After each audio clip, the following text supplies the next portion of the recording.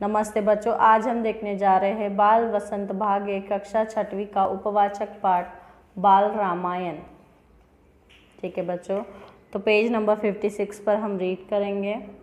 श्री रामचरित मानस की रचना गोस्वामी तुलसीदास जी ने की है। यह ग्रंथ हिंदी साहित्य का सर्वोत्तम ग्रंथ है। इस ग्रंथ के माध्यम से मनुष्य के उच्च आदर्शों को दर्शाने का प्रयत्न किया गया है। रामचरित मानस को 7 कांडों में विभाजित किया गया है। इसमें रामचंद्र जी के जीवन का संपूर्ण वर्णन है। ठीक है बच्चों, तो यहाँ पर क्या है, इसकी जो यानी निर्माण जो किया है वो है गोस्वामी तुलसीदास जी ने किया है और इसमें राम जी के यानी पूरे जीवन के बारे में बताया गया है। ठीक है बच्चों, तो हम लोग पढ़ेंगे बाल कांड में से जब वो बचपन के बारे में यहाँ पर बताया गया है, उनके रामचंद्र के बचपन के बारे में यहाँ पर बताया गया है। हम लोग रीड करेंगे। बहुत समय पहले की बात है, एक राज्य था। अयोध्या वहाँ के राजा थे दशरथ। उनकी 3 रानियाँ थी, कौशल्या, कैकेयी और सुमित्रा। बहुत दिनों तक राजा को संतान प्राप्ति नहीं हुई। राजा अपने कुलगुरु वशिष्ठ मुनि के पास गए। गुरु ने पुत्र कामेष्टि यज्ञ करवाने का सुझाव दिया। यज्ञ करवाया गया। आगे चलकर राजा के 4 पुत्र हुए, कौशल्या से राम, कैकेयी से भरत और सुमित्रा से लक्ष्मण और शत्रुघ्न। ठीक है बच्चों, तो बहुत समय पहले की बात है। एक राज्य था जिसका नाम है अयोध्या और वहाँ के राजा थे दशरथ। ठीक है, और इनकी 3 रानियाँ थी, इनसे 3 पत्नियाँ थी जिनका नाम है कौशल्या, कैकेयी और सुमित्रा। इनको क्या थे, बच्चे नहीं थे। ठीक है, तो ये जो राजा थे वो अपने गुरु के पास गए, वशिष्ठ मुनि के पास गए और ये जो गुरु है उन्होंने उसे यज्ञ करने के लिए कहा उन राजा को। ठीक है, तो उन्होंने राजा ने यज्ञ किया और उन्हें 4 पुत्र हुए।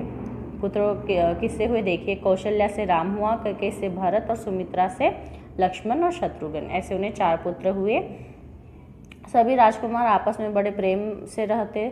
माता पिता गुरु व बड़ों का आदर करते, उनकी आज्ञा मानते, उनकी सेवा करते। चारों बालक गुरु वशिष्ठ के आश्रम से शिक्षा पाने लगे। यहाँ उन्हें शास्त्र एवं शस्त्र दोनों की शिक्षा दी जाती। सभी बच्चे बड़े होनहार थे, लेकिन राम कुछ अधिक ही थे। उनकी ख्याति बाल्यकाल में ही दूर दूर तक फैल गई थी। ठीक है बच्चों, तो ये जो बच्चे थे, चारों भाई बहुत ही अच्छे थे, प्रेम पूर्वक रहते थे और वो गुरु वशिष्ठ के यहाँ पर यानी क्या ले रहे थे, शिक्षा ले रहे थे।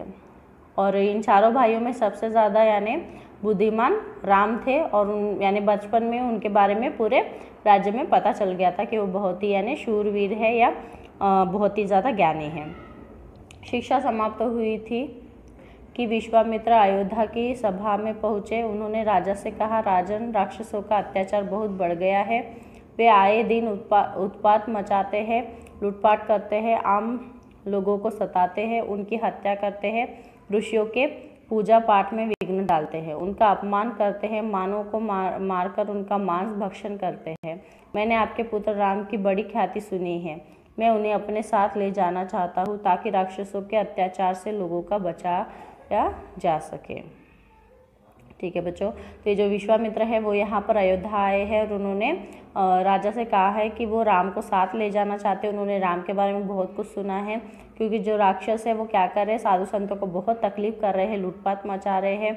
जब वो यज्ञ करते हैं तो उनको भी उसमें खंडन डालते हैं और मानव को खाकर यानी मानव को मारकर उनका मांस भी खा लेते हैं। तो वो चाहते हैं कि राम उनके साथ आए, उनको इन यानी अत्याचारों से मुक्त कराने के लिए।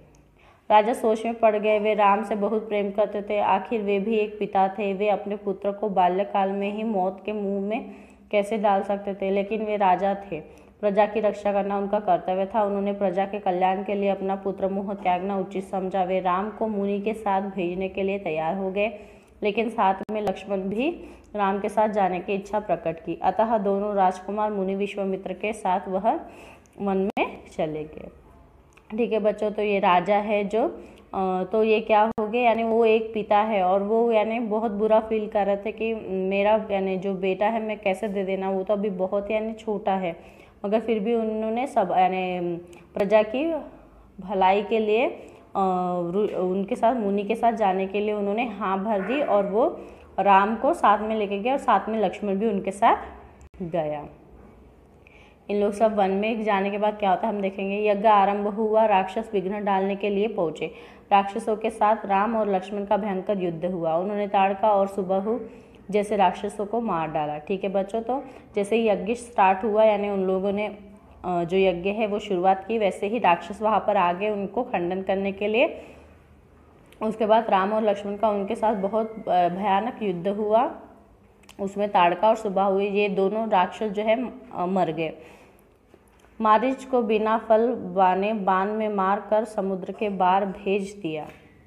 मारीच को बिना फल वाले बाण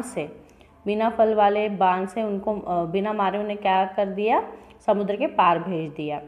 दोनों ने मिलकर राक्षसों एवं उनकी सेना का संहार कर डाला। ऋषि मुनि व लोग बड़े प्रसन्न हुए, सबने उनका आभार माना, उन्हें आशीर्वाद दिया।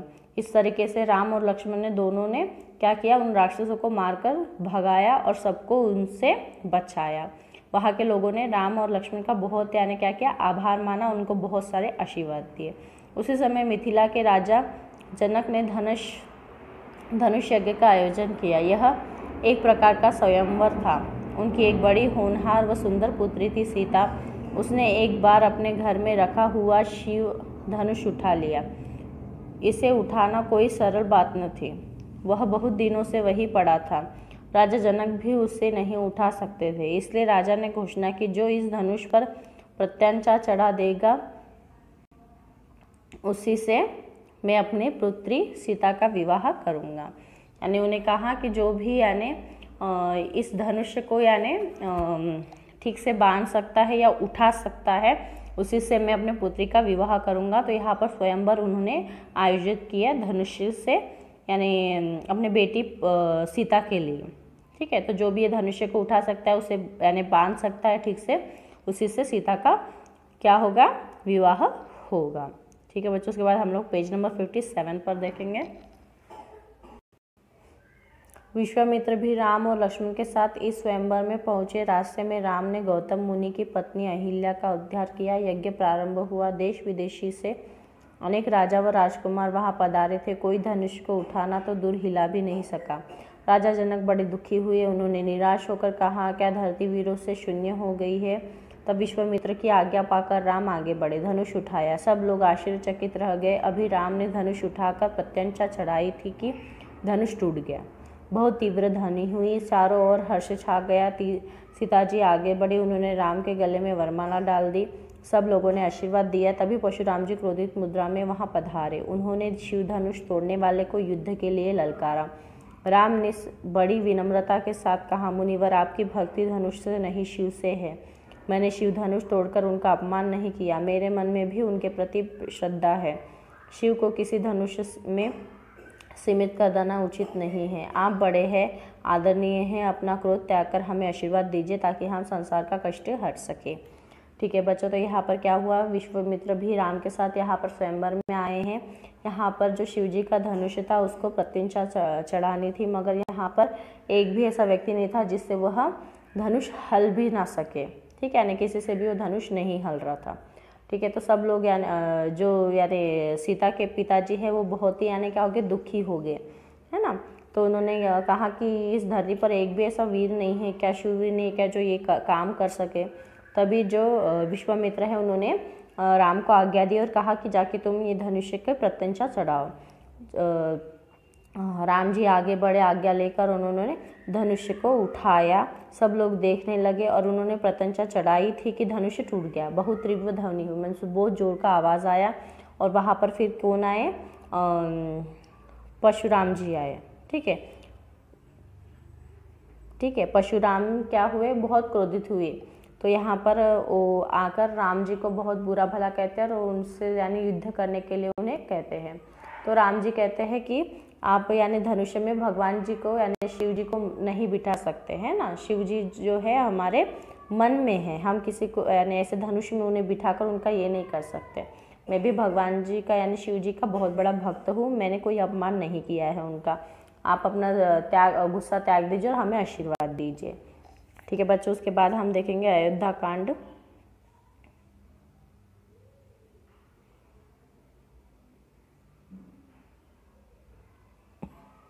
अयोध्या कांड। राम अयोध्या में रहते हुए समाज की भलाई के कार्य करने लगे। लोगों ने उनका प्रभाव बढ़ गया, उनकी प्रसिद्धि दूर दूर तक फैल गई। राम दशरथ से सबसे बड़े पुत्र थे, अतः राजा ने उनका राज्याभिषेक करने की सोची। लेकिन भले लोगों का बुरा चाहने वालों की भी कमी नहीं होती। कैकेयी की एक दासी थी मंत्रा, वह कैकेयी के साथ उसके मायके से आई थी। उसने कैकेयी के मन में लालच भर दिया, उसकी बुद्धि फेर दी। अगले दिन कैकेयी गोप भवन में जाकर लेट गई। दशरथ उसे मनाने गए। उसने कहा, पहले आप मुझे 2 वरदान देने का वचन दे। ठीक है, राजा ने उसे वचन दे दिया। फिर क्या था, कैकेयी ने 2 वरदान मांगे। भरत को राजा बनाया जाए, राम को 14 वर्षों के लिए वनवास में भेजा जाए। राजा बड़े दुखी हुए, लेकिन वे क्या कर सकते थे, वचन दे चुके थे। राम को वनवास जाना पड़ा, उनके साथ सीता व लक्ष्मण भी वन चले गए। राजा यह आघात नहीं सह सके, हे राम कहते हुए उनके प्राण निकल गए। ठीक है बच्चों, तो यहाँ पर अयोध्या में क्या हुआ है, यहाँ पर वो बताया गया है। जो कैकेयी थी राजा की पत्नी, उसकी जो दासी थी मंत्रा, उनके साथ मैके से आई थी और उसने क्या किया, जो कैकेयी का है दिमाग को पूरा फेर दिया, उसे लालची बना दिया, है ना।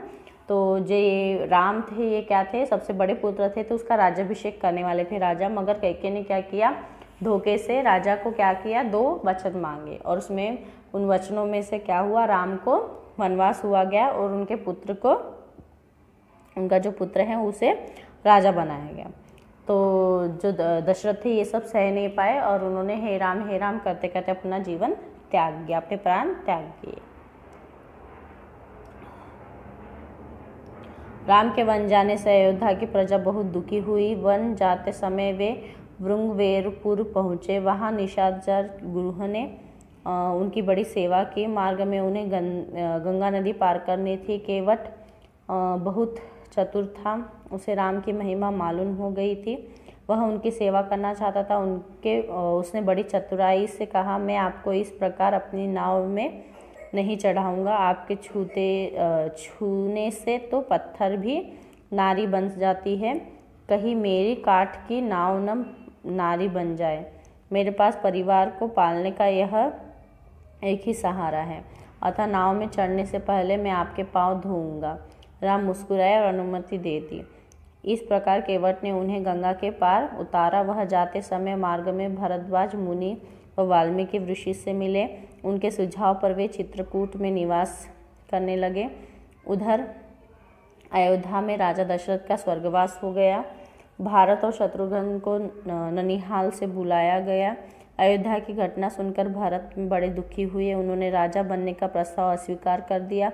वे राम को वापस लाने समस्त स्नेहीजनों के साथ चित्रकूट पहुँचे। कैकेयी को भी अपने किए पर पछतावा हुआ। वे भी भरत के साथ थी, लेकिन राम तैयार नहीं हुए। उन्होंने कहा, रघुकुल रीत सदा चली आई, प्राण जाई वचन न जाई। इस प्रकार उन्होंने अपने सुख से अधिक पिता की आज्ञा पालन को महत्व दिया। अंततः भरत ने उनकी पादुका मांग ली। उन्होंने अयोध्या के सिंहासन पर राम की पादुका रखी दी। राम का राज्य मानकर वे राजकाल का दायित्व संभालने लगे। वे स्वयं नंदीग्राम में निवास करने लगे। ठीक है बच्चों, तो यहाँ पर ऐसा हुआ है कि राम जो है जाकर कहाँ पर चित्रकूट में यानी निवास करने लगे। ठीक है, वहीं पर यानी वो रहने लगे। फिर उसके बाद भरत को ये मान्य नहीं था कि वो राजा बने। ठीक है, तो भरत और जो कैकेयी थी दोनों ने जाकर राम से हाथ जोड़कर यानी कहा कि वापस आने के लिए, मगर राम ने कहा कि नहीं, वो अपने पिता के यानी जो वचन है उसको ज़्यादा महत्व देते हैं और वो नहीं वापस आएंगे। ठीक है, तो जो भरत है उन्होंने उसकी पादुका में से राम की पादुका ली और वो सिंहासन पर रखे और उसके सहारे वो वहाँ पर राज करने लगे। ठीक है बच्चों, तो यहाँ तक आपको सबको समझ में आ गया है। उसके बाद हम लोग पेज नंबर 58 पर देखेंगे। अरण्य कांड। राम चित्रकूट में रहे। उन्होंने वहाँ के लोगों की भलाई के लिए कार्य किया। वे ऋषियों, मुनियों व आम लोगों से मिलते, उनकी समस्याएं व सुझाव सुनते, उनके लिए कार्य करते। उनकी ख्याति और फैलने लगी। चित्रकूट में रहते हुए उन्हें सामान्य लोगों, वनों से रहने वाले पिछड़े लोगों से मिलने का मौका मिला। कुछ काल के पश्चात राम ने चित्रकूट से प्रयाण किया। वे अत्रि ऋषि के आश्रम पहुँचे। अत्रि ने राम की स्तुति की। उनकी पत्नी अनुसुईया ने सीता को पतिव्रत धर्म के मर्म समझाए। राम आगे बढ़े। मार्ग में शरभंग मुनि से भेंट की। शरभंग मुनि तो जैसे राम के दर्शन के लिए ही जीवित थे। उन्होंने राम के दर्शन कर योगाग्नि में प्रवेश किया। राम को स्थान स्थान पर हड्डियों के ढेर दिखाई पड़े। मुनियों ने बताया कि राक्षसों ने उनके अनेक मुनियों को खा डाला है। ये उन्हीं मुनियों की हड्डियां हैं। राम बड़े दुखी हुए। उन्होंने सोचा, ये लोग यहाँ इतने पीड़ित थे और मैं अयोध्या के राजमहल में बैठा था। उन्होंने राक्षसों से संघर्ष करने का निर्णय लिया। राम और आगे बढ़े। पथ में सुतीक्ष्ण, अगस्त्य आदि ऋषियों से स्थिति जानी। उन्होंने दंडक वन में प्रवेश किया। यहाँ वे जटायु से मिले। राम वही पंचवटी में निवास करने लगे, क्योंकि यह क्षेत्र राक्षसों से अधिक पीड़ित था। ठीक है बच्चों, तो राम कहाँ पर? चित्रकूट में रहने लगे। उसके बाद वहाँ से वो निकले और उन्होंने अत्रि, है ना, यहाँ पर एक मुनि का नाम दिया गया है अत्रि, इनके घर में उन्होंने प्रवेश किया। वहाँ पर उनकी बहुत स्तुति की गई। उनकी पत्नी ने सीता को पतिव्रत धर्म के मर्म समझाए। राम फिर से आगे बढ़े।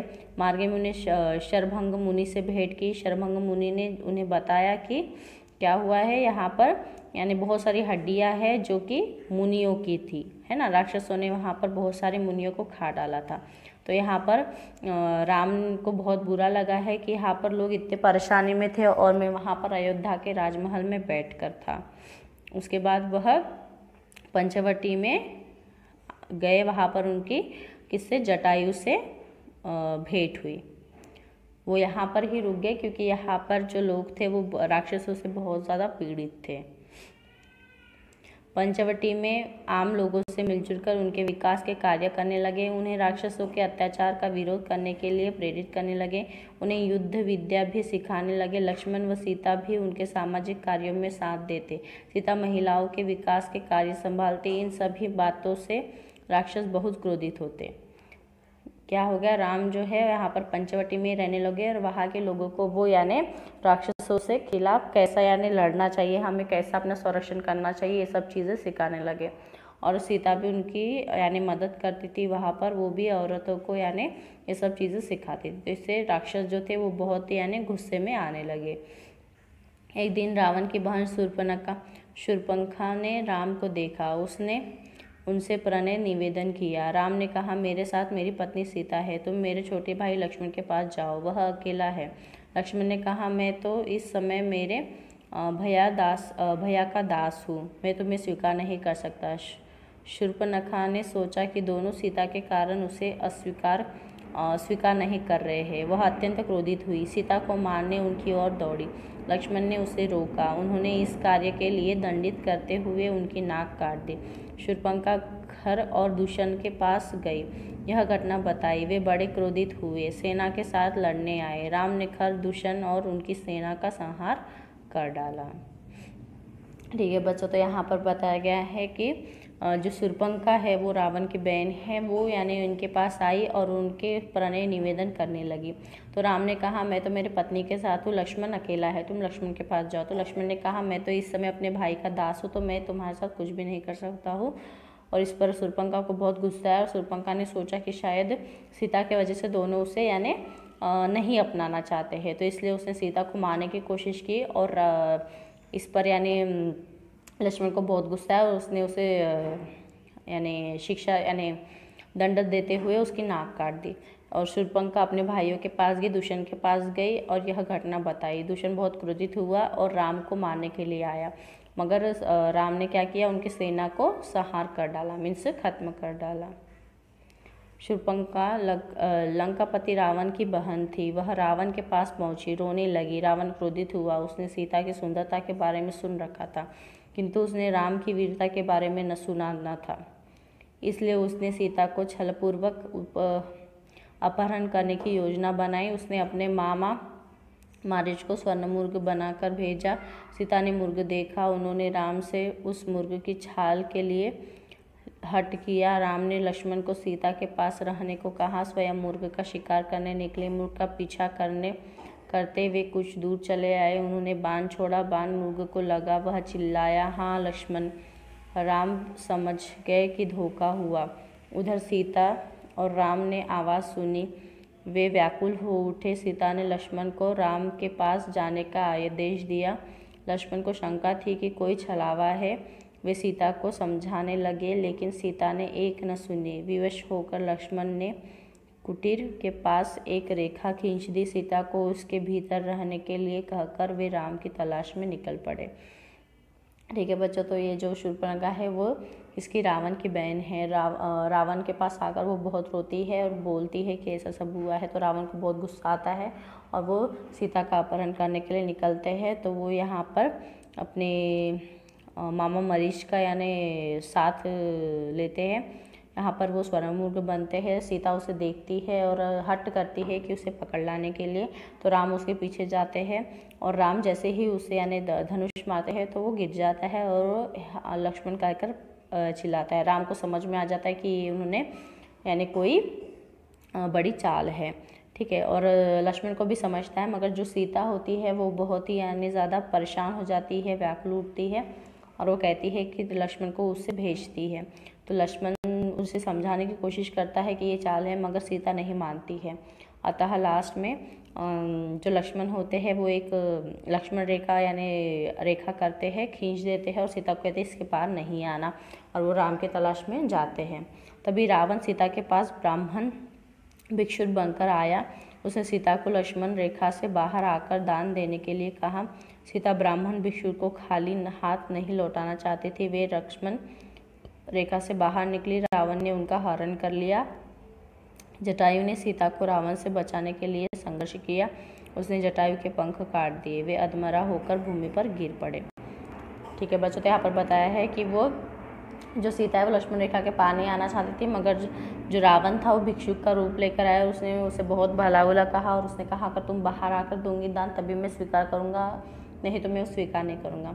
अतः सीता जो है वो लक्ष्मण रेखा के पार आकर उसे दान देती है। तभी रावण उसे उठाकर उसका अपहरण कर देता है और ये सब चीज़ें जटायु देखता है तो रावण और उसे रोकने की भी कोशिश करता है। तो रावण उसके दोनों पंख काट देता है, उसको अधमरा कर ज़मीन पर गिरा देता है। ठीक है बच्चों, उसके बाद क्या होता है हम लोग देखेंगे पेज नंबर 59 पर। सीता को न पाकर राम अत्यंत दुखी हुए विलाप करने लगे। उनकी जटायु से भेंट हुई। उन्हें पता चला कि रावण ने सीता का अपहरण किया है। वह सीता को दक्षिण दिशा की ओर ले गया है। इतना बताकर जटायु ने अपने प्राण त्याग दिए। राम ने उनका अंतिम संस्कार किया। अब वे सीता की तलाश में दक्षिण दिशा की ओर बढ़ चले। वे सीता की खोज में सघन वन के भीतर आगे बढ़े। रास्ते में राम ने दुर्वासा के शाप के कारण राक्षस बने गंधर्व गबंध का वध करते उसका उद्धार किया और शबरी के आश्रम जा पहुँचे। यहाँ पर उन्होंने शबरी के झूठे बेर खाए। शबरी ने राम के प्रति श्रद्धा से बेर खिलाने आरंभ किए, लेकिन उसे संदेह था कि बेर मीठे हैं या नहीं। वह प्रत्येक बेर थोड़ा सा चक्कर परीक्षण करती कि वे मीठे हैं या नहीं।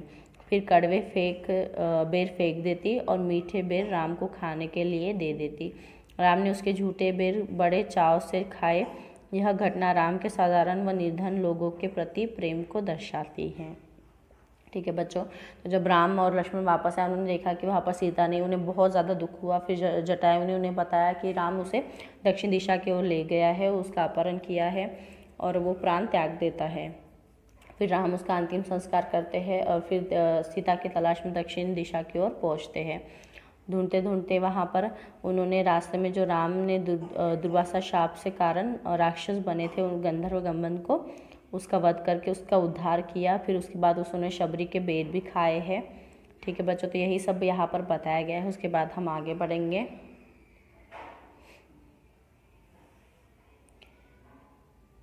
किष्किंधा कांड। ठीक है बच्चों, यहाँ पर उन्होंने दिया है किष्किंधा कांड। राम सीता को खोजते हुए ऋष्यमुख पर्वत के निकट पहुँचे। उस पर्वत पर सुग्रीव ने अपने भाई बलि के भय से शरण ली थी। उन्हें शंका हुई कि बलि बाली ने इन दोनों वीरों को उन्हें मारने के लिए भेजा है, इसलिए हनुमान को उनके पास भेजा। हनुमान ने राम और सुग्रीव में मित्रता करवा दी। सुग्रीव ने राम को सांत्वना दी, सीता की खोज में सहायता करने का वचन दिया। ठीक है बच्चों, तो यहाँ पर जो है बाली यहाँ पर बच के थे। सुग्रीव जो है उन्होंने बाली से बचकर यहाँ पर आश्रय लिया था। तो हनुमान जो है उन्होंने दोनों में दोस्ती कराई दी है, और यहाँ पर सुग्रीव ने उन्हें आश्वासन दिया कि वो सीता को ढूंढने में उनकी मदद करेंगे। राम ने सुग्रीव पर हुए अत्याचार के बारे में सुना। उन्होंने बाली को दंडित करने का निर्णय लिया। राम ने सुग्रीव को संघर्ष के लिए प्रेरित करने हुए बलि को वध किया। बाली ने मरते समय कहा, हे राम, यदि तुम मेरे साथ होते तो मैं रावण को मारकर तुम्हारी सीता तुरंत वापस ला देता। इसके उत्तर में राम ने बाली से कहा, हे बाली, राम अपने लाभ के लिए कभी किसी अत्याचारी की सहायता नहीं ले सकता। तुमने सुग्रीव के साथ तो जो अत्याचार किए हैं उनका दंड तो तुम्हें मिलना ही था। सीता को वापस लाकर भी तुम इस दंड से नहीं बच सकते थे। जब बाली का उन्होंने वध किया तो बाली मरते समय उन्होंने कहा कि हे राम, अगर मेरा बस में होता तो मैं अभी आपके पास सीता ला के देता। मगर राम ने कहा कि वो कभी भी गलत इंसान का साथ नहीं लेंगे, क्योंकि उन्होंने सुग्रीव के साथ बहुत गलत किया था। तो आप ये करके भी मेरे अपने दंड से नहीं बच सकते, ऐसा राम ने उन्हें कहा। बाली के वध के बाद सुग्रीव को किष्किंधा का राजा बनाया गया। बाली पुत्र अंगद युवराज बने। कुछ दिनों के बाद पुनः सीता की खोज आरंभ हुई। सुग्रीव ने वानर वीरों को इसका भारा सौंपा। सीता को खोज में गए वानर उन्हें खोजते खोजते समुद्र के किनारे पहुँचे। जामवंत के हनुमान को समुद्र लांघने के लिए उत्साहित किया। ठीक है बच्चों, तो यहाँ पर बताया गया जो वानर सेना है वो सीता को ढूंढने के लिए निकली है और वो समुद्र के पास पहुँचे हैं। और यहाँ से फिर हनुमान ने समुद्र लांघने के लिए हनुमान को यहाँ पर उत्साहित किया गया है। सुंदरकांड। हनुमान ने लंका की ओर प्रस्थान किया। सुरसा ने हनुमान की परीक्षा ली और उसे योग्य तथा सामर्थ्यवान पाकर आशीर्वाद दिया। मार्ग में हनुमान ने छाया पकड़ने वाली राक्षसी का वध किया और लंकिनी पर प्रहार करके लंका में प्रवेश किया। उनकी भेंट विभीषण से हुई। उनकी सहायता से हनुमान अशोक वाटिका में पहुँचे। उस समय रावण सीता को धमका रहा था। रावण के जाने पर त्रिजटा ने सीता को सांत्वना दी। एकांत होने पर हनुमान ने सीता से भेंट की, उन्हें राम की मुद्रिका दी। सीता ने साहस वचन कहे। सीता के चूड़ामणि खोज के साक्ष्य के रूप में लेकर वापस चले। तभी उन्हें भूख सताने लगी। उन्होंने अशोक वाटिका में फल खाने आरंभ किए, वाटिका विध्वंस करना आरंभ किया। वाटिका के सुरक्षा कर्मी उन्हें रोकने के लिए दौड़े। हनुमान ने उन्हें ढेर कर दिया। रावण का पुत्र अक्षय कुमार हनुमान को रोकने पहुंचा। हनुमान ने उसका भी वध कर दिया। इसकी सूचना मेघनाद को दी गई। मेघनाद ने हनुमान पर ब्रह्मपाश फेंका। हनुमान ने ब्रह्मा जी की मर्यादा को ध्यान में रखते हुए उसे खंडित नहीं किया। हनुमान को बांधकर रावण की सभा में प्रस्तुत किया गया। उसने हनुमान के परिचय पूछा। हनुमान ने कहा। ठीक है बच्चों, तो यहाँ पर हनुमान जो है वो यहाँ पर गए हैं, लंका पहुँचे हैं। वहाँ पर उन्होंने सीता जी से भेंट की। वहाँ पर उन्होंने देखा कि रावण उनको गुस्सा कर रहा है। तो उसके बाद रावण के जाते ही उन्होंने राम की जो अंगूठी है उनको दी है। फिर सीता ने भी अपना आभूषण कुछ दिया है उसे बताने के लिए कि वो सीता से मिले हैं कर। ठीक है, उसके बाद क्या हुआ, हनुमान ने वहाँ के फल खाना शुरू किया और वहाँ पर जो काम करने वाले थे उन्होंने उसे रोकने की कोशिश की। उसके बाद जो रावण का पुत्र है वो भी यहाँ पर आया उसे रोकने के लिए और उसने उसका वध कर दिया। यह बात मेघनाद को पता चली। मेघनाद ने हनुमान ब्रह्मापाश फेंका और उसका आदर करते हुए हनुमान ने उसे जवाब नहीं दिया। ठीक है, और उसे फिर हनुमान को बांधकर लंका में प्रस्तुत किया गया रावण के सामने। उसके बाद क्या होता है हम देखेंगे पेज नंबर 60 पर। मैं श्री राम का दूत हूँ। रावण को क्रोध आ गया।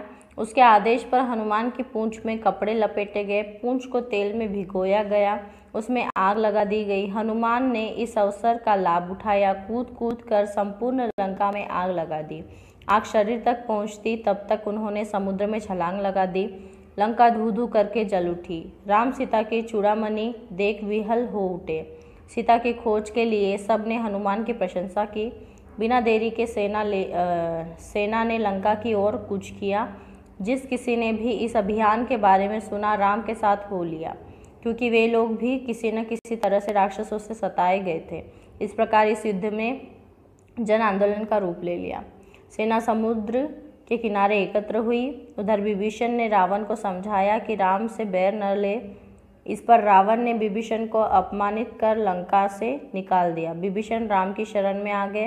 राम ने उसे लंका का राजा घोषित कर दिया। ठीक है बच्चों, तो यहाँ पर हुआ है, हनुमान से पूछा गया है कि कौन है, तो हनुमान यहाँ पर कह रहे हैं मैं श्री राम का दूत हूँ। रावण को बहुत गुस्सा आता है और रावण आदेश करता है कि उसकी पूंछ में, हनुमान की पूंछ में कपड़े बांधकर तेल लगा दिया जाए और जलाया जाए। हनुमान भी इसी चीज़ का फ़ायदा उठाता है और वो क्या करता है, लंका में पूरी आग उठा देता है, आग लगा देता है और लंका जलने लगती है। ठीक है, उसके बाद क्या होता है, जब हनुमान के यानी शरीर तक आग आने से पहले ही हनुमान समुद्र में छलांग लगा देते तो वो बच जाते हैं। ठीक है, फिर उसके बाद हनुमान जो है वो सीता का चूड़ामणि राम को देते हैं। तो राम यह देखकर बहुत खुश होते हैं कि हनुमान ने उनका पता लगा लिया है और सभी लोग इस अभियान में जुड़ जाते हैं, क्योंकि जिन्हें भी पता है कि राम यानी सीता को लाने जाने वाले हैं, जो लोगों को भी ये अभियान के बारे में पता चलता है सब उसमें सम्मिलित हो जाते, क्योंकि सब को राक्षसों से क्या है, छुटकारा चाहिए था, इसीलिए।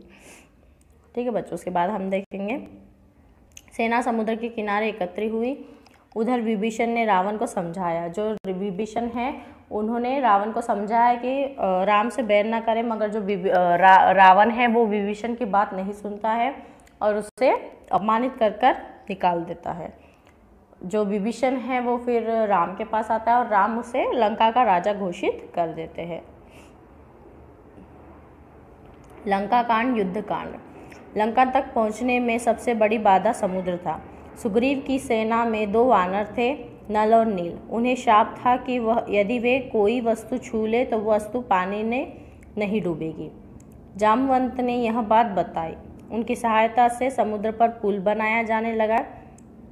इस युद्ध में भाग लेने वाले इतने अधिक थे कि रातों रात पुल तैयार कर लिया गया।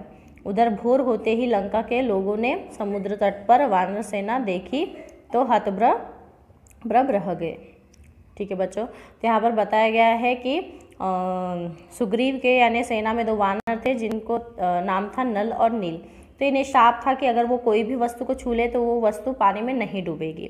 तो इसी बात का फ़ायदा उठाते हुए उन लोगों ने समुद्र पार करने के लिए क्या किया, पत्थरों का सहारा लिया और सवेरे तक वह पुल यानी तैयार हो गया। जब सुबह हुई तो लंका के जो लोग थे उन्होंने यह देखकर, वानरों की सेना देखकर वो क्या हो गए, अचंभित हो गए। उधर मंदोदरी ने रावण के राम से बैर न लेने एवं सीता को वापस करने की विनती की। ठीक है, जो मंदोदरी थी उन्होंने रावण से क्या करी, विनती करी कि आप न करें, बैर न करें राम से और उनकी सीता उन्हें वापस लौटा दे। मगर रावण ने एक बार भी नहीं सुना, लेकिन वह नहीं माना। वह अपने अहंकार से पीड़ित था। वो क्या था, अपने अहंकार में डूबा हुआ था। इसलिए कहा जाता है कि अहंकारी में मनुष्य अंधा हो जाता है। ठीक है बच्चों, उसके बाद क्या हुआ है हम देखेंगे। युद्ध आरंभ होने वाला था, यानी लड़ाई के लिए शुरुआत होने वाली थी, युद्ध आरंभ होने वाला था। लेकिन राम ने पुनः एक बार संधि का प्रस्ताव भेजा। मगर राम ने फिर से एक बार संधि का मीन्स सुझाव, यानी सब कुछ नॉर्मल हो जाए, ऐसा प्रेम भाव से सब कुछ खत्म हो जाए, इसलिए उन्होंने अपने दूत को भेजा। किसे, अंगद को भेजा। रावण ने उन्हें ही मारना चाहा और रावण ने क्या किया, अंगद को ही मारने की कोशिश की। मगर अंगद जो थे वो बहुत बुद्धिमान थे, तो वो अपने इससे यानी बचकर वापस आ गए। शांति के सारे प्रयास असफल हो गए। युद्ध आरंभ हो गया। जो भी यानी प्रेम भाव से बात करना चाहते थे वो सब खत्म हो गया और यानी क्या हो गया, युद्ध को शुरुआत होगी। लक्ष्मण और मेघनाद के मध्य घोर युद्ध हुआ। ठीक है बच्चों, यहाँ पर बताया गया मेघनाद और किसके, लक्ष्मण के बीच में घोर युद्ध हुआ। शक्तिबाण के वार से लक्ष्मण मूर्छित हो गए, मीन्स बेहोश हो गए। उनके उपचार के लिए हनुमान सुषेण वैद्य को ले आए। किसे ले आए, सुषेण वैद्य को ले आए। उनके कहने पर हनुमान संजीवनी लेने हिमालय पर्वत पर गए। हिमालय पर्वत पर जाने के बाद संजीवनी उन्हें पहचान में नहीं आ रही थी, तो हनुमान ने क्या किया, संपूर्ण हिमालय पर्वत ही वो उठाकर लेकर आए और संजीवनी लेकर उसका उपचार किया। सुषेण ने वो संजीवनी बूटी ली, पहचानी और उससे उनका स्वास्थ्य सुधारा लक्ष्मण का। रावण ने युद्ध के लिए कुंभकर्ण को जगाया। कुंभकर्ण जो था वो रावण का भाई था, तो उन्होंने उसे जगाया। ठीक है, रावण कुंभकर्ण को जगाने के बाद क्या हो रहा है हम देखेंगे। कुंभकर्ण ने भी उसे समझाने की कोशिश की मगर रावण नहीं माना। अतः वह अपने भातृप्रेम का पालन करते हुए युद्ध भूमि की ओर चल पड़ा। उसने क्या किया, अपने भाई का यानी भातृप्रेम मीन्स वो उसका भाई था, तो उसकी यानी लाज रखने के लिए वो भूमि पर आ पहुंचा लड़ाई करने के लिए। वह बहुत बहादुरी से लड़ा। अंततः राम के हाथों उसका वध हो गया। लक्ष्मण ने मेघनाद से युद्ध करके उसका वध कर दिया। अब केवल रावण बचा था। कौन बचा था? सिर्फ अभी रावण बचा था, क्योंकि दोनों भाई उसके मारे जा चुके थे। राम और रावण के मध्य घोर युद्ध हुआ। अंत में रावण राम के हाथों मारा गया। राम ने विभीषण को लंका का राज्य सौंपा। सीता और लक्ष्मण के साथ पुष्पक विमान पर चढ़कर वे अयोध्या की ओर लौट पड़े। जिस दिन रावण का वध हुआ था उस दिन से प्रति वर्ष दशहरा मनाते हैं। यह त्यौहार अन्याय पर न्याय की विजय के प्रतीक के रूप में मनाया जाता है। ठीक है बच्चों, तो क्या हुआ, राम ने रावण को मार दिया और जिस दिन ये हुआ था उसी दिन से दशहरा मनाया जाता है। न्याय मीन्स अन्याय के ऊपर न्याय की जीत ऐसा माना जाता है। ठीक है बच्चों, उसके बाद है उत्तराकांड। ठीक है बच्चों, तो यहाँ पर ऐसा बताया गया है कि रावण का मृत्यु यानी वध करने के बाद राम क्या है, पुष्पवाहन में अपने अयोध्या पधारे। उसके बाद है उत्तराकांड, हम लोग देखेंगे पेज नंबर 61 पर। राम, सीता और लक्ष्मण अयोध्या पहुँचे। अयोध्या वासियों ने दीप जलाकर उनका स्वागत किया, इसलिए प्रतिवर्ष इस दिन दीपावली मनाई जाती है। तत्पश्चात राम का राज्याभिषेक हुआ।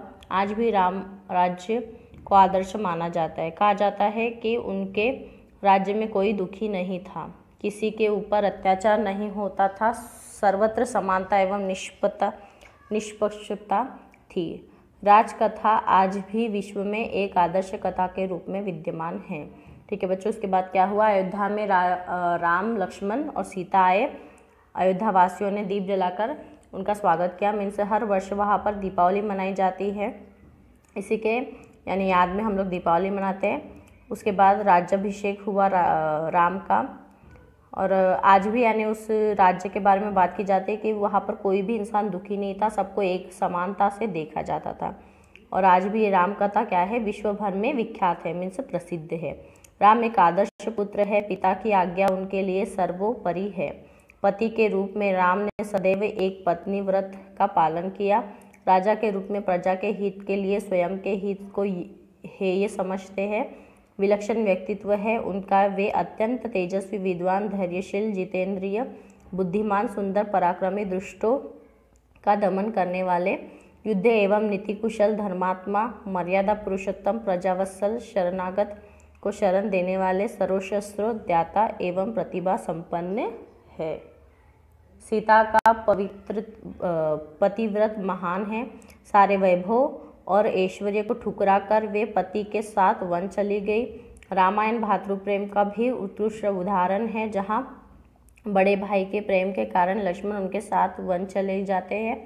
वही भरत अयोध्या की राजगद्दी पर बड़े भाई का अधिकार होने के कारण स्वयं न बैठकर राम की पादुका को प्रतिष्ठित कर देते हैं।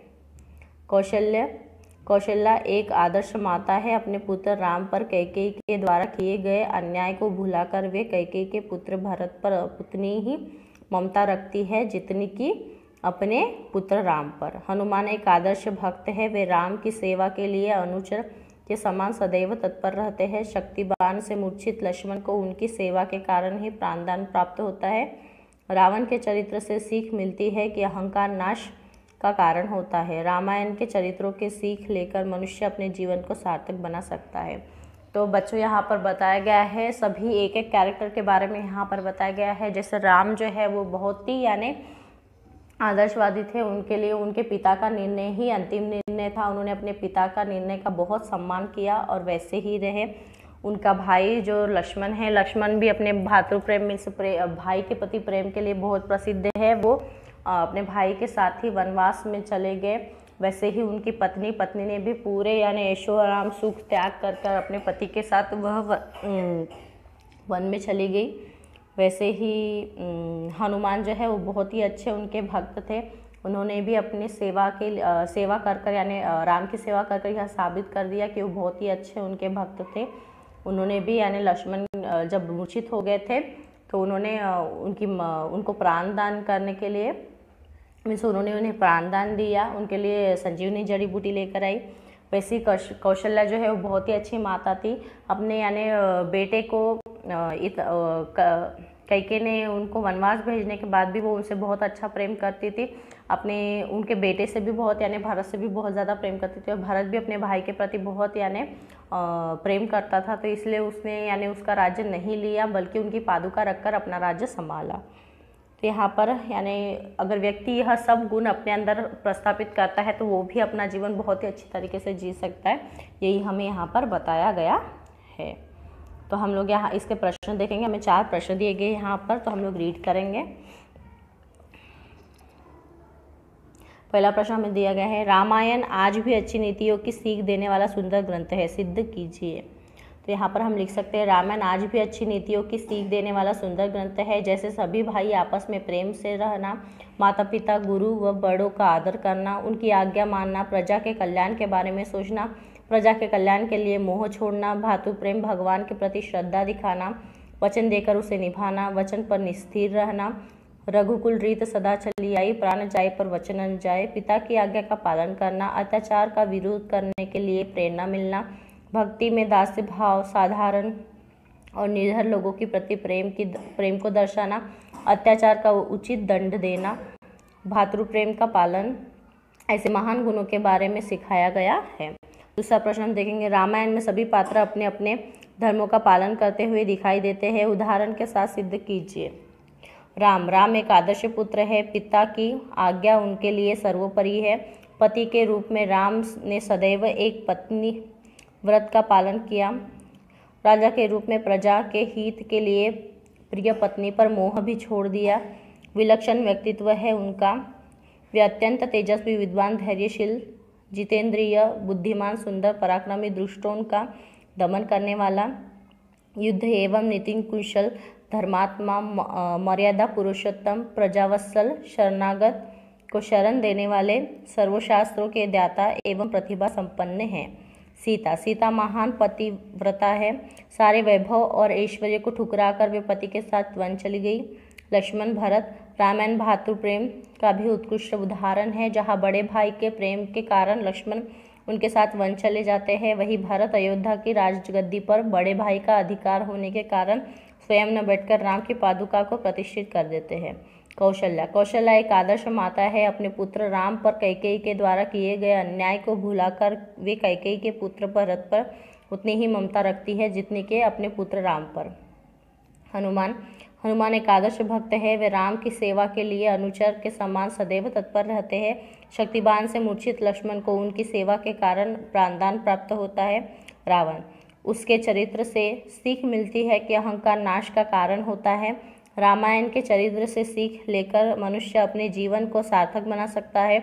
इस प्रकार रामायण में सभी पात्र अपने धर्म का पालन करते हुए दिखाई देते हैं। इसी कारण से रामायण एक आदर्श धार्मिक ग्रंथ बनाया है। तीसरा प्रश्न हम देखेंगे, रामायण की कोई एक घटना के बारे में लिखिए। तो आप लिख सकते हैं, पंचवटी में राम आम लोगों से मिलकर उनके विकास के कार्य करने लगे, उन्हें राक्षसों के अत्याचार का विरोध करने के लिए प्रेरित करने लगे, उन्हें युद्ध विद्या भी सिखाते लगे। लक्ष्मण व सीता भी उनके सामाजिक कार्यों में साथ देते थे। सीता महिलाओं के विकास का कार्य संभाली। इन सभी बातों में राक्षस बहुत क्रोधित होते। आधुनिक युग में जिन उन्नति के बारे में कहा जाता है वह तो रामायण के समय ही दर्शाया गया है। इस कारण से मुझे रामायण के प्रति महान श्रद्धा है। या तो ये मेरा यानी अच्छी घटना मुझे पसंद है। ठीक है, उसके बाद हम लिख सकते हैं चौथा प्रश्न, तुलसीदास जी के बारे में जानकारी इकट्ठा कीजिए। ठीक है बच्चों, तो तुलसीदास के बारे में हमें जानकारी इकट्ठा करनी है। यहाँ पर आप लोग यूट्यूब पे सर्च कर सकते हैं या तो अपने दूसरे पोएम्स में भी ढूंढ सकते हैं, तो लेसन में देख सकते हैं जहाँ पर तुलसीदास के बारे में दिया गया होगा। ठीक है बच्चों, तो यहीं पे आपका लेसन फिनिश्ड होता है। मैं आशा करती हूँ आपको इसका मतलब समझ में आ गया होगा। जिस तरह रावण ने अपने अहंकार में खुद की जान दे दी, उसी तरीके से क्या है, अगर हम लोग भी अहंकार रखेंगे तो हमारा ही नुकसान होगा। तो हमें अहंकार नहीं रखना है, यही इस रामायण की कथा में बताया गया है। जो भी अहंकार करता है उसका नाश निश्चित ही होता है। ठीक है बच्चों, तो मैं आशा करती हूँ आपको ये लेसन अच्छे से तरीके से समझ में आ गया होगा और क्वेश्चन आंसर भी समझ के आ गए होंगे। धन्यवाद।